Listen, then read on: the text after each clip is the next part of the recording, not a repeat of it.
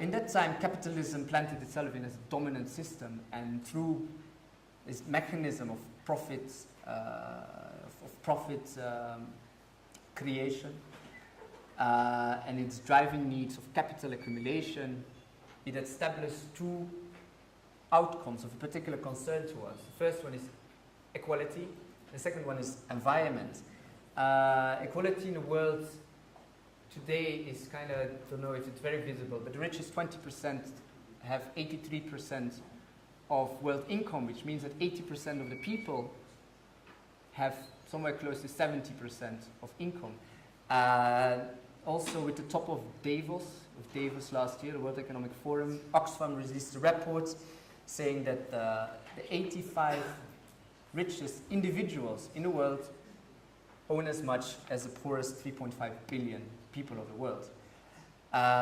Besides that, we have an economy who stepped beyond the biocapacity of the earth. We are consuming more resources from the earth than that it can sustain itself. And in that process, we are actually actively destroying that capacity to regenerate itself. These two are interlinked. So are very interlinked because 20% of the people put pressure on 80% of the resources. So 20% richest people put pressure on 80% of the resources, which is scarily close to the income figure. So this hunger is just a symptom of a market that does not react on needs, but only on money. But the fact that we're talking about hunger is because it's so detrimental to life. It's not close. If you don't have food, you die. And you come very close to what Bertolt Brecht said in one of his theater plays, Erst kommt das Fressen, dann die Moral. First you need to eat, and then comes all the rest, all the basic of your society comes after you've eaten.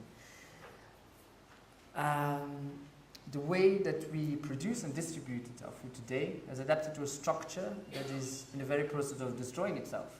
Greenhouse gases and global warming is only a symptom, is only an effect of a continuously extraction of resources that we look at land and we don't see, we look at land and we just think how much money can we make out of it. If there's mineral in it, we'll exploit the minerals. If not, we'll farm on it. But we don't think about actually, is it sustainable? I have 3 minutes. Okay, then I just go, because you're natural scientists, to this diagram. I thought you would like this. So we talk about a system of production, a system of producing. It operates according to fundamentalist capitalist laws. And this diagram shows actually where food sovereignty takes its place. This is called a bifurcation period. Bifurcation because of the middle of this. It is actually a theoretical showing of, you have a system that is running on its end. There's inner contradictions that cannot be resolved in the system anymore, so it will crash. And it crashes in here. In that point, you cannot solve it anymore within the system. And we are actually getting quite close to that point. The fact that we are talking about food sovereignty in this day actually shows that this window of opportunity is actually already opening, or the fact that we are, besides equality, also talking about global warming, shows that these periods will come quite soon. And in that time, decisions are made about the successory system, a bit like on the feudalism that evolved in capitalism, or when the Soviet Union collapsed, it also went to capitalism. In that period of time, important decisions are made how the successor system will look like. And what we are today on is something that we can call, or we go the one way, in which Lorenzo called food marketization, the further commodification of food, and pull it completely, or it's already completely in the economic sphere, where you sustain higher rates of inequality, higher rates of ecological degradation and inequality, or you take food sovereignty, which puts actually, I had a nice text about that.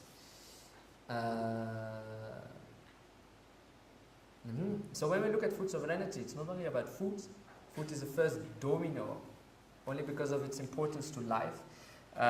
Food just shows the vulnerability of people and the interdependence of people.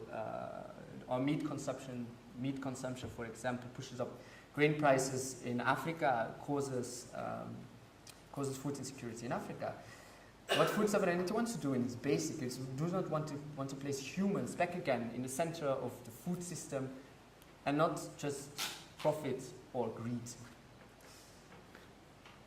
So it is, I tried to make the circle round by going from farmer to his position, problemize that position, go to the source of problem, our food trade regime, and inherently a capitalistic system that operates that regime.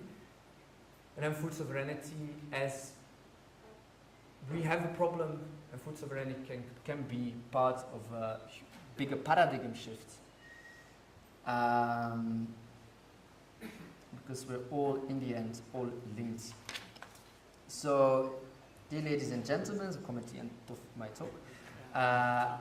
I wish to thank you very much for your attention. You will now go for lunch. I'm sure it will be tasty and I'm sure it will be plenty. Thank you.